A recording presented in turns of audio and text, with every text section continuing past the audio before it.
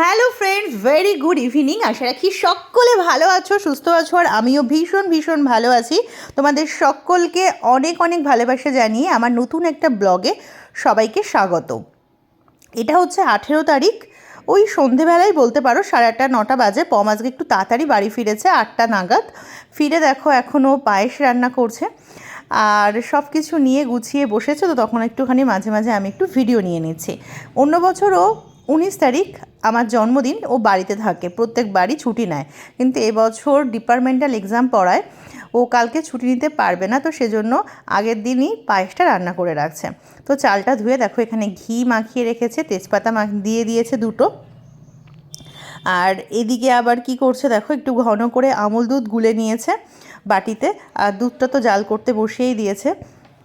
ও আগের বছর নিজের হাতে আমার জন্য চিকেন রান্না করেছিল, তো এবছর আর সেটা হবে না। দুপুরবেলাটা চালিয়ে নেব, সন্ধেবেলায় বাড়ি আসলে তারপর দেখা যাক যে কি করি আবার সন্ধে থেকে। আর এখন এদিকে মোটামুটি পায়েসটা হয়ে এসেছে। এই যে আজকে রান্নাঘরে নতুন রাঁধুনি, বউকে জন্মদিনে পায়েস করে খাওয়াবো। বম সারা বছর রান্নাঘরে না ঢুকলেও মানে আমার জন্মদিনের দিন অবশ্যই ও ঢোকে, আর এই দিনটা একদমই আমার ছুটি থাকে রান্নাবান্না থেকে, আমাকে স্পেশাল ফিল করানোর জন্য। তো ওদিকে পায়েসটা হয়ে এসেছে, ও গোলা আমুল দুধটা দিয়ে দিল, দিয়ে এখন দেখো সুন্দর করে নাড়িয়ে চাড়িয়ে নিচ্ছে। আর ও যেটা করে, এটা আমি করি না, ঘিতে ভালো করে কাজু কিশমিশগুলোকে সুন্দর করে ভেজে নেয়। আমি নর্মালি এমনিতেই দিয়ে দিই যখন আমি পায়েস করি আর কি। আর ও দেখছি এই 2 বছর এটাই করে, ঘিতে ভালো করে একটুখানি কাজু কিশমিশগুলো ভেজে নেয়। আর এদিকে পায়েসটা মোটামুটি হয়ে গেছে, পায়েসে মিষ্টি দিয়েছে, সেটা আর দেখানো হয়নি। আর ভাজা ভাজা কাজু কিশমিশগুলোকে এখন ওপর থেকে ছড়িয়ে দিচ্ছে, বেশ সুন্দর দেখাচ্ছে। আর ও একটু অল্প করেই করে, খুব বেশি করে না, যদি খারাপ হয় মানে এই জন্যে, কিন্তু খুবই ভালো হয়। আগের বছরও খুব ভালো হয়েছিল, এবারও ভীষণ ভালো হয়েছে। আর 4টে এলাচ দিয়ে দিয়েছে, ওপরে ভেসে আছে, দেখাই যাচ্ছে। মোটামুটি রাঁধুনির পায়েস রেডি। হঠাৎ করে মনে পড়লো যে কেশর আছে না, হ্যাঁ আছে, তো এখন আবার সেটাই দিয়ে দিচ্ছে। থেকে সুস্বাদু কেশর, যেটা সেই কাশ্মীর তারপর বেশ কিছুক্ষণ আবার কেশর টেশর দেওয়ার পরে স্ট্যান্ডিং টাইমে রেখে দিয়েছিল। তারপরে নিজে নিজেই কোথা থেকে বাটি বের করেছে দেখলাম, আর এই বাটিগুলো একদমই নতুন, তো সেগুলো বের করে সেখানে এখন পায়েস তুলে নিয়ে রাখছে। রাত 12টা বাজলে তারপরে আমাকে নাকি উইশ করবে। ভালো লাগে, আবার বেশ মজাও লাগে এই সমস্ত দেখে।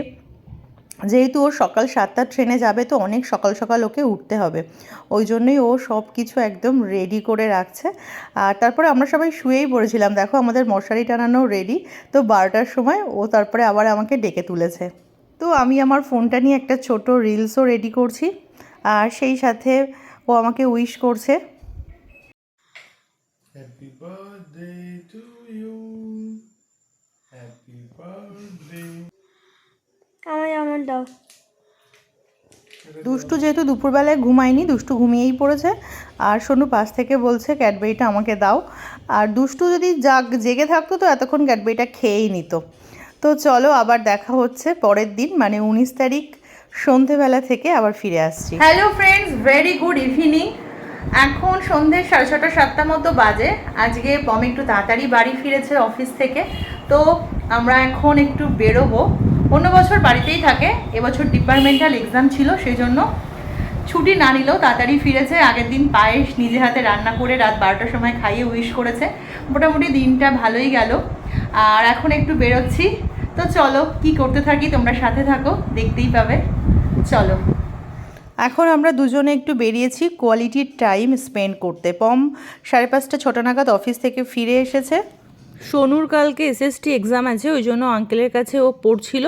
আর দুষ্টুরও রাইমস এক্সাম আছে, দুষ্টুর অতটা চাপ নেই। তো আমরা একটু ঘোরাঘুরি করে এখানটা দাঁড়ালাম। পম অনেক কিছুই বলছিল, ফুচকা খাও, মোমো খাও। তো এখানে আমরা একটা দেখো কাটলেট আর 2টো ফিঙ্গার নিয়ে নিয়েছি একটু টেস্ট করে। তারপর কেকের কাছে যাব, তার আগে একটু মায়ের দর্শন নিয়ে নিলাম, একটুখানি প্রণাম করলাম। এই দোকানের উল্টো দিকেই মায়ের মন্দির। তো এরপর যাব আমরা মিও আমরাতে একটা কেক নিতে। পম আগে থেকেই বলেছিল কেক অর্ডার দেবে, তো আমার আবার এখানকার কেকই বেশি পছন্দ। আমি বললাম ওদিন যাব গিয়ে নিয়ে নেবো, কিন্তু এসে দেখি খুব একটা বেশি কেক ছিল না, এই কটা কেকই ছিল। তো এখান থেকেই যা হোক একটা কিছু চুজ করব ভাবলাম। তারপর সব কিছু নিয়ে বাজারে আরও কিছু কাজ ছিল সেগুলো মিটিয়ে নিলাম, নিয়ে তারপর চলে আসলাম ঝটপট বাড়ি। আর তার মধ্যে পম আবার রাতের খাবারটাও নিয়ে চলে আসলো। আমরা ভেবেছিলাম, মানে আমি বলছিলাম যে চলো আজকে বাইরে গিয়ে খাই। সোনু বলল না আমার কালকে এসএসটি এক্সাম। বললাম ঠিক আছে থাক পরে খাবো, আজকে বাড়িতেই খাওয়া দাওয়া নিয়ে এসে খাওয়া হবে। তো সোনু এখন কেকটা খুলছে, তো তোমাদেরকেও দেখাই কেকটা কেমন হয়েছে। কেকের উপরে শুধু লিখে আনা হয়েছে জাস্ট মা, কারণ আমার সবথেকে বড় পরিচয় আমি একজন মা, তো সেজন্য সেটাই বললাম লিখতে, বা পমও সেটাই বলল। তো কেকটা কেমন হয়েছে তোমরা ঝটপট বলো। আর দুষ্টু কেক দেখলে এত বেশি এক্সাইটেড হয়ে যায়, কি করবে বুঝতে পারে না। আমি আর পম আবার গেছিলাম একটুখানি ছোটো পিসির বাড়ি। ছোটো পিসির শরীরটা একটু খারাপ, পিসিকে একটু দেখে আসলাম, পিসির জন্য একটু কেক নিয়ে এসেছিলাম, একটু পায়েস দিয়ে আসলাম। তো তারপরে বাড়ি ফিরে এসে এখন এই সমস্ত হচ্ছে, একটু গোছানো গাছানো, বাড়ির সবাই মিলে একটুখানি সুন্দর সময় কাটানো। পরিবারের সাথে এইটুকু ছাড়া আর খুব একটা বেশি কিছু লাগে না সত্যি কথা বলতে। তোমাদের কেমন লাগলো আজকের এই ছোট্ট ভিডিওটা অবশ্যই আমাকে জানিও, আর যদি ভালো লাগে একটা লাইক করে দিও। তো চলো এবার দুষ্টু রাগ হয়ে গেছে কিছু নিয়ে, ওই জন্য রাগ করে গিয়ে চুপচাপ বসে পড়েছে। আমি একটা ছোট্ট রিলস তুলবো বলে এই ফোনটা রেডি করছিলাম। তো চলো এবার কেকটা কেটে নেওয়া যাক। সবাই মিলে আমরা বসে পড়েছি। আমার শাশুড়ি মাও দারুণ সেজেগুজে হাজির, একদম পিওর সিল্ক টিল্ক পরে। প্রতি বছর জন্মদিনের অনেক আগে থেকেই পম বলে যে তোমার জন্য কিছু একটা কিনতে হবে চলো। আগের বছর আমি নিজে থেকেই বলেছিলাম যে কী গো নতুন জামা দেবে না, আর এবছর আরও অনেক আগে থেকেই বলেছি যে যখন আমাকেই চেয়ে নিতে হবে তো একটা কেন দুটো নেব। তো দুটো চুড়িদার কাটাতে দিয়েছিলাম, তার মধ্যে এটা হয়েছে।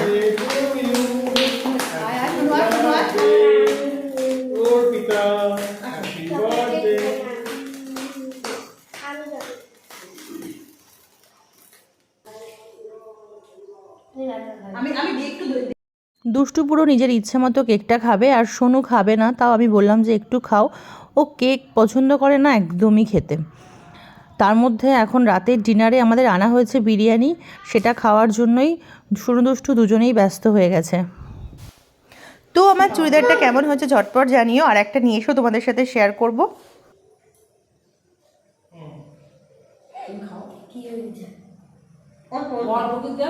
আজকের দিনে কেউ ফোন করে উইশ করলে খুব ভালোও লাগে। তো আমার এক দেওর এখন ফোন করেছে, তার জন্য সত্যি আমার খুব ভালো লেগেছে। সে ভীষণ ব্যস্ত, সে একজন ইডি অফিসার, তার মধ্যেও সে সময় বের করে যে আমাকে ফোন করেছে। তো সত্যি আমি খুব খুশি, তার সাথেই ফোনে কথা হচ্ছিল কেক কাটার পরে।